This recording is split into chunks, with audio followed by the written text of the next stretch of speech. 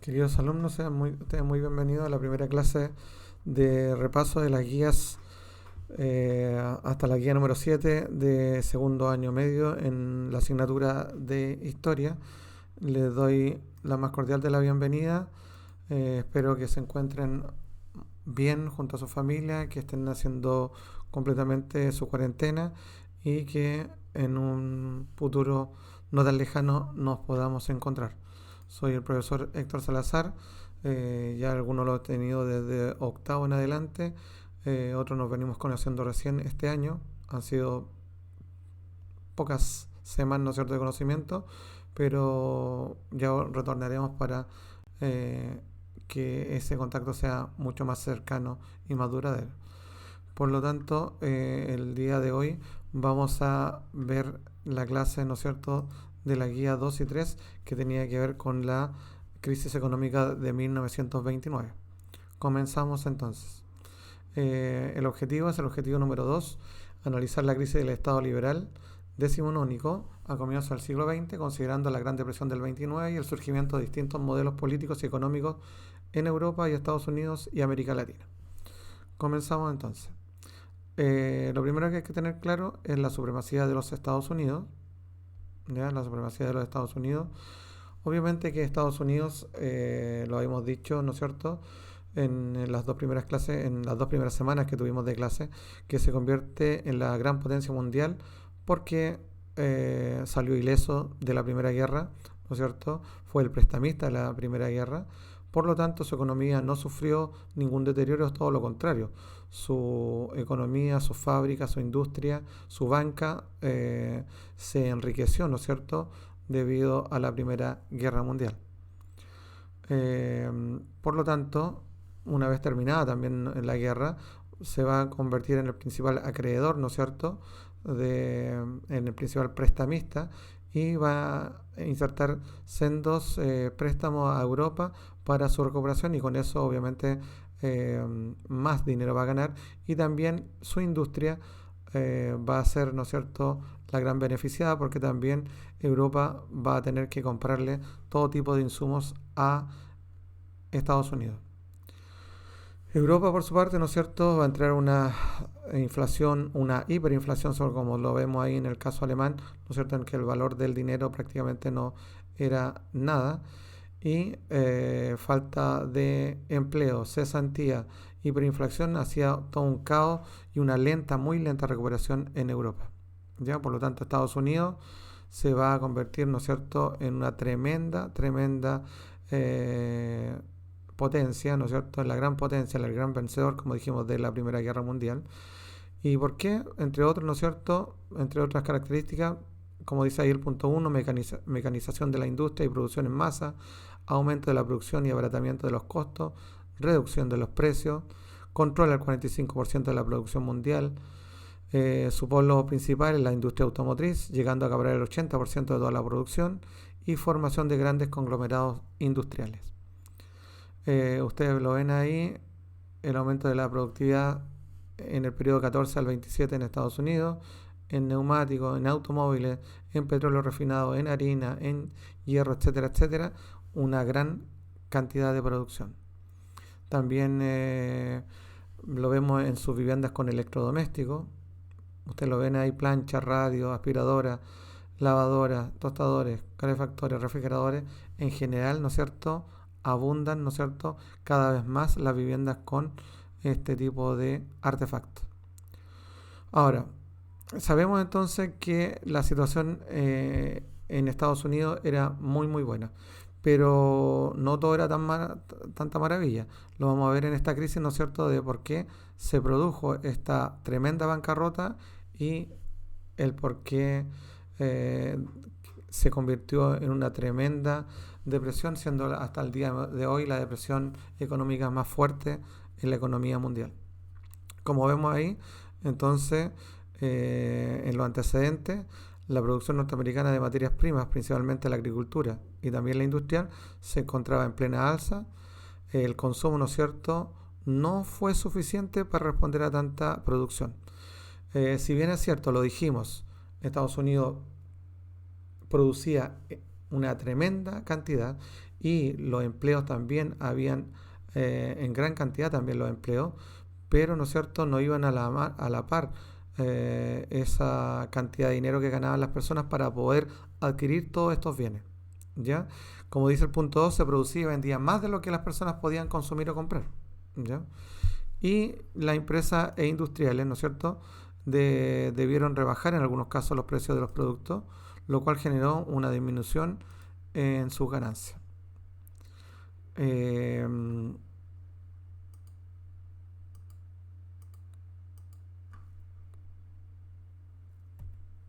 por otra parte, comenzó la especulación financiera. Entendamos qué es lo que es la especulación financiera o bursátil.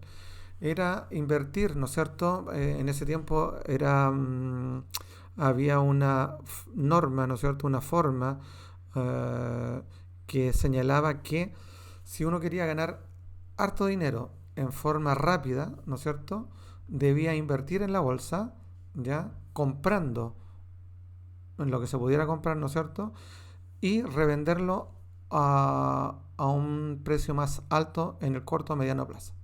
Por lo tanto, se hablaba de una burbuja financiera porque los precios se subían enormemente, no teniendo una base, un respaldo de ello, ¿ya? Entonces, esta crisis económica del 29 va a ser de dos formas y dos maneras. Es una crisis de sobreproducción, ¿ya? Porque la gente, como dijimos en primer lugar, no tenía para comprar y se producía y se producía.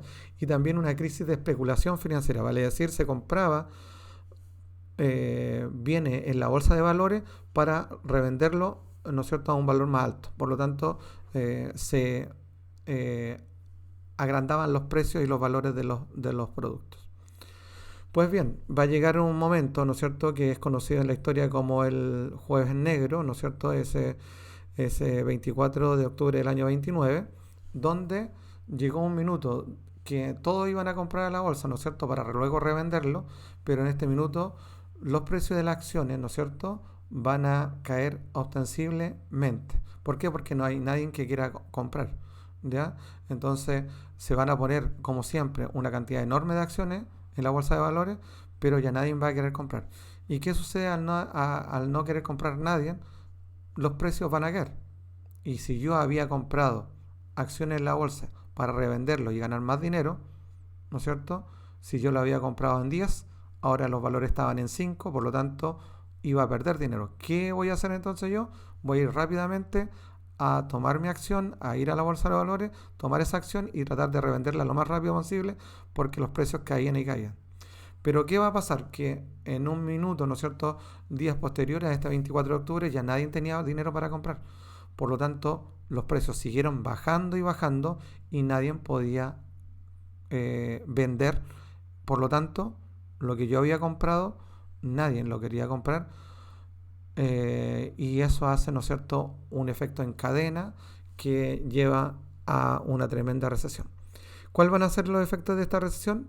Primero, la pérdida de las inversiones de millones de personas, ¿ya?, quiebra en el sistema bancario, fin de la entrega de crédito y préstamos, nadie iba a entregar crédito y préstamos, bancarrota de miles de empresas, descenso de la producción industrial, y ustedes lo ven ahí, el desempleo de más de 15 millones de personas, o sea, el 27% de la población. Tremenda cantidad. Ahora, ¿qué es lo que trae en términos personales y humanitarios? Suicidios masivos, como lo vemos en esa imagen, ¿no es cierto? Que la gente, igual como está ocurriendo en esta pandemia, en esta crisis social que estamos viviendo, no tenga para pagar su arriendo y lisa y llanamente se tenga que ir a la calle, ¿no es cierto? Y ahí lo vemos ahí que van a crecer, ¿no es cierto?, la cantidad de gente que se vaya a estas viviendas de emergencia, campamentos, como le llamamos nosotros aquí en Chile, ¿ya? Va a suceder, ¿no es cierto?, vuelvo a repetir, lo mismo que está, algo parecido a lo que está sucediendo ahora, que la producción se va a detener, trenes parados, porque la gente no tiene cómo acceder a ellos, ¿no es cierto? Y en general todos los indicadores van a ir a la baja, ¿ya? Nadie compra los productos porque no tiene cómo comprar, no hay dinero, por lo tanto, si nadie puede comprar, no hay producción, ¿ya? Veamos entonces estos efectos de la crisis a nivel mundial. hay un derrumbe de la economía europea, con mayor razón, ¿no es cierto? Porque esto va a empezar en Estados Unidos, pero se va a trasladar luego a Europa y luego a Latinoamérica y al resto del mundo. Por lo tanto, por lo tanto va a haber un derrumbe de la economía europea, que era dependiente completamente al 100% de los préstamos norteamericanos. Alemania es el país más perjudicado, ojo con eso, ¿no es cierto? Porque es un antecedente para que después lleguen los gobiernos totalitarios como el nazismo, ¿ya? 44% de la población desempleada, imaginémonos, 44% de la población desempleada. Se está hablando hoy día en Chile, ¿no es cierto?, de dos dígitos, del 11 al 12% de personas desempleadas, ¿ya? Mucho. Una tremenda crisis la que estamos viendo, pero imaginémonos, el 44% es increíblemente, no lo podríamos tolerar. Los Estados Unidos dejaron de comprar bienes o materias primas producidas en otros lugares. El derrumbe de las economías monoexportadoras, o sea, como Chile. ¿Por qué? Porque Chile dependía, ¿no es cierto?, de las ventas de sus productos al extranjero, y si los países europeos y Estados Unidos dejan de comprar, se derrumba. Hay una reducción del comercio mundial. En Estados Unidos más de 30 millones de desempleados ya en total. Y se van a producir, ¿no es cierto?, grandes movimientos migratorios, lo que estamos viendo ahora, ¿no es cierto?, en esta crisis social y humanitaria que trajo la pandemia en Chile. ¿Qué es lo que pasa? Que mucha cantidad de migrantes que había llegado a conseguir empleo en nuestro país se tiene que devolver, por lo tanto van a haber, y lo estamos viendo, muchos flujos migratorios. Y va a haber una brecha ostensible, ¿no es cierto?, entre rico y pobre, porque en general al rico, a la persona que tiene más dinero, sobre todo en nuestro país, ¿no es cierto?, no le afecta tanto la crisis, no le afecta prácticamente en nada. A lo mejor en vez de ir 5 veces a Europa, ahora va a ir 4, entonces no le afecta la crisis, no va a pasar hambre, pero sí la pobreza se va a acrecentar. Y esa brecha lamentable entre rico y pobre se va a aumentar.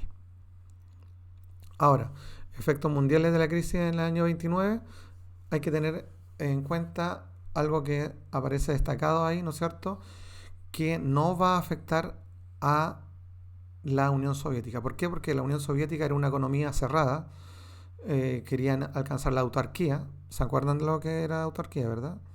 Autarquía, ¿no es cierto? Señalamos que es ese tipo de economía donde no se compra nada en el exterior, todo se produce, todo se obtiene dentro de sus fronteras. Por lo tanto, eso es lo que quería hacer la Unión Soviética, por lo tanto, no tenía préstamos del extranjero, no había pedido préstamos al exterior, no dependía de la industria norteamericana ni europea, por lo tanto, no se vio afectada por esto, ¿ya? Por lo tanto, la Unión Soviética no se ve afectada. Sí se vieron afectados los países latinoamericanos y europeos, como vimos, y también, por ejemplo, Japón ahí en Asia, ¿ya? Reino Unido, Alemania, ¿no es cierto?, se ven muy afectados, y Chile se ve afectado también en Latinoamérica. Luego vamos a ver por qué, ¿ya? Ahora, ¿qué va a pasar entonces en esta situación? Obviamente que toda esta tremenda crisis económica, social y política va a traer, ¿no es cierto?, una crisis al modelo político, y vamos a buscar remediales a esto. Y obviamente que es, si ustedes lo piensan, también va a pasar en nuestro país con todo lo que y en el mundo con todo lo que está pasando. Se van a buscar nuevas formas de entender el Estado, de entender la relación del Estado con los privados, etcétera, etcétera. Por lo tanto, aquí había que cambiar la economía. Y para ello, ¿no es cierto?, estos efectos de la crisis, de esta crisis en términos político-económicos, se van a dar en dos ámbitos, ¿no es cierto? Tenemos ahí en la política, hay un cuestionamiento de la democracia liberal, se cuestiona lo que a mí me habían ofrecido como la gran solución, el progreso indefinido y una mejor vida. Yo la cuestiono, ¿no es cierto? Y se van a dar proyectos políticos alternativos al liberalismo. Entonces, si ustedes lo ven ahí, este cuestionamiento a la democracia va a traer estos proyectos políticos alternativos, como el comunismo soviético, el nazismo en Alemania, el fascismo en Italia, los populismos en Latinoamérica, ¿ya? Obviamente, entonces, como causa de esta crisis económica, se van a dar otros regímenes políticos en el mundo, buscando nuevas alternativas, nuevas formas de solucionar el problema de la población, ¿ya? Y en términos económicos, hay un cuestionamiento del liberalismo económico, sin duda, y va a empezar la intervención del Estado en la economía. Si ustedes se han dado cuenta en esta situación de pandemia que vivimos hoy día, ¿no es cierto? ¿A quién se le exige, a quién se le pide todo? ¿A quién se le piden las canastas, que me dé trabajo, que me ayude mientras yo no consigo un empleo? Al Estado. Por lo tanto, por primera vez en la historia de la humanidad, el Estado se va a hacer parte en la economía. Y de mano, ¿no es cierto?, de las teorías de Keynes, ¿no es cierto?, por eso dice ahí keynesianismo, va a surgir este estado de bienestar en la cual el Estado tomará la rienda de la economía y ayudará a la población. ¿Ya? Veamos entonces cómo se va a ayudar principalmente esto, donde parte en Estados Unidos y cómo se va a ayudar ahí. Se va a ayudar mediante este presidente, ¿no es cierto?, Franklin Delano Roosevelt, 3 veces elegido presidente de la República, en 3 periodos presidenciales entre el año 33 y el 45. Le tocó estar, ¿no es cierto?, liderar a este país en la Segunda Guerra Mundial. Lamentablemente muere prácticamente al finalizar ella, ¿ya? Y este presidente, obviamente tomando la idea de Keynes, en Inglaterra, va a tomar esa idea y va a crear lo que se llamó el New Deal. El New Deal, que traducido, ¿no es cierto?, a nuestro idioma, es el nuevo trato. Y ese nuevo trato iba a poner, ¿no es cierto?, como énfasis tomar al Estado y empoderarlo, darle mucho poder para ir en ayuda, ¿no es cierto?, de esta situación catastrófica que había en la economía. ¿Qué es lo que va a hacer entonces? Va, como ven ahí como punto 1, va a promover la intervención del Estado en la economía, ¿ya? Que no fuera un actor secundario, que no fueran los actores principales los privados como había sido hasta el momento, sino que ahora el Estado tuviera una participación enorme en la economía. Luego, en el punto 2, propone una redistribución de los ingresos. Para ello va a crear por primera vez lo que se conoce con el nombre de sueldo mínimo. ¿Ya? Si ustedes lo ven ahora acá, ¿no es cierto?, tenemos un sueldo mínimo en nuestro país y en gran parte de los países de Latinoamérica y del mundo. Por lo tanto, él por primera vez propone este sueldo mínimo. Promueve el empleo, vale decir, dice que hay que darle empleo a la población y para ello, ¿no es cierto?, incentiva las obras públicas, la construcción, de a poquito, ¿no es cierto?, para que se vaya moviendo la economía. ¿Ya? Hay un estímulo del consumo para incentivar la inversión, porque obviamente que si yo tengo trabajo y tengo un dinero a fin de mes, puedo comprar y con esa compra dinamizo la economía, porque si no hay compra, ¿no es cierto?, si no hay esta inversión, ¿no es cierto?, no se incentiva la economía. Por lo tanto, es todo un círculo, ¿no es cierto?, donde empresas por una parte y familias que tienen trabajo, esas empresas le dan trabajo a estas familias y esas familias aportan, ¿no es cierto?, comprando y así incentivan esta economía. Ahora, entre el año 33 y 38 se implementaron, ¿no es cierto?, un conjunto de medidas económicas conocidas entonces como el New Deal o el Nuevo Trato. Ahora, en las bases del New Deal, ya como observamos ahí, también se le van a otorgar mejoras, privilegios a los trabajadores. Por ejemplo, el derecho a huelga. ¿Ya? Vale decir, el Estado reconoce que las personas, si no se encuentran a gusto, si han hecho su negociación colectiva con el empleador y si no y lo que dice la legalidad, las leyes, ¿no es cierto?, se le otorga el derecho a huelga y es legítimo. Se establece también la seguridad social, vale decir que cuando esta persona pierda su empleo, habrá un seguro de cesantía. Cuando pierda su empleo, ¿no es cierto?, se le ayudará con algún tipo de beneficio, mientras se encuentre trabajo. Por lo tanto, también se crea un sistema de seguros y pensiones y subsidios para que las personas, ¿no es cierto?, no se encuentren desamparadas nunca más cuando llegue una crisis de tipo económico. ¿No es cierto? Entonces, el New Deal ahora va a tomar estas 3 partes para tratar de producir esta reactivación. Primero, que se recupere la agricultura, dicen ellos, ¿no es cierto? Que se produzca más trigo, cebada, leche, etcétera. Que haya una reactivación industrial, que de a poco, ¿no es cierto?, la maquinaria industrial empiece a caminar, y también que algo que dinamiza también mucho la economía, que es una política de obras públicas, vale decir que construyan caminos, puentes, casas, edificios, ¿no es cierto? Y con ello se le dé trabajo a la población, y con eso también se dinamiza, porque obviamente que una obra necesita hierro, necesita acero, necesita cemento, necesita trabajadores, por lo tanto eso dinamiza la economía, ¿ya? Por último, ¿qué va a pasar en nuestro país?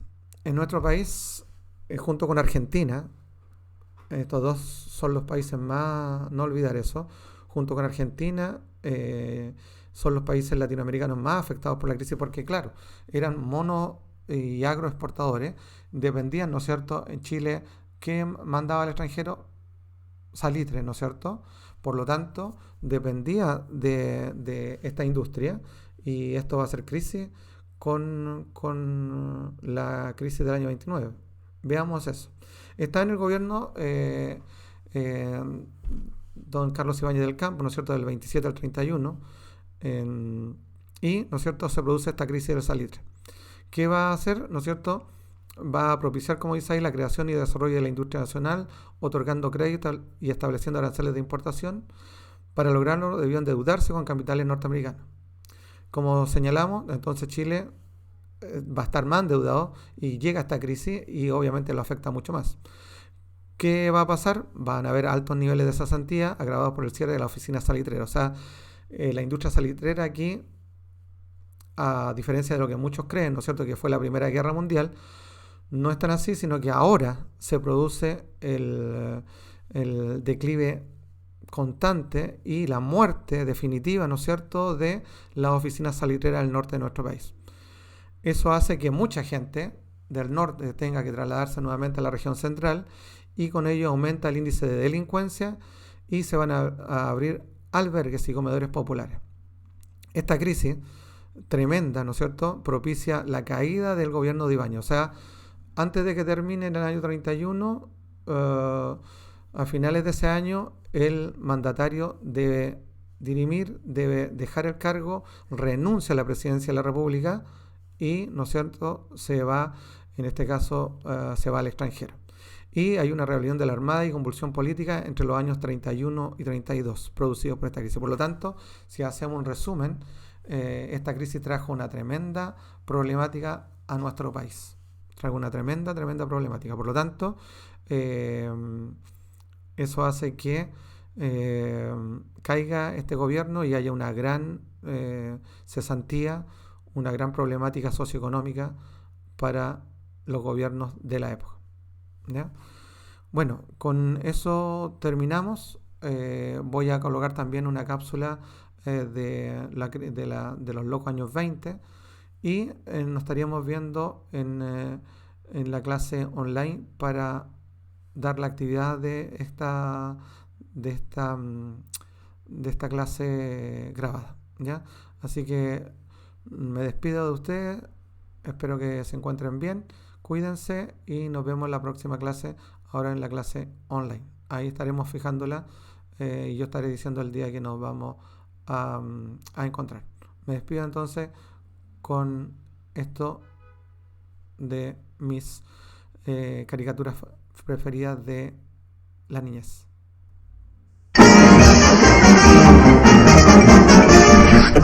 Eso es todo, amigos.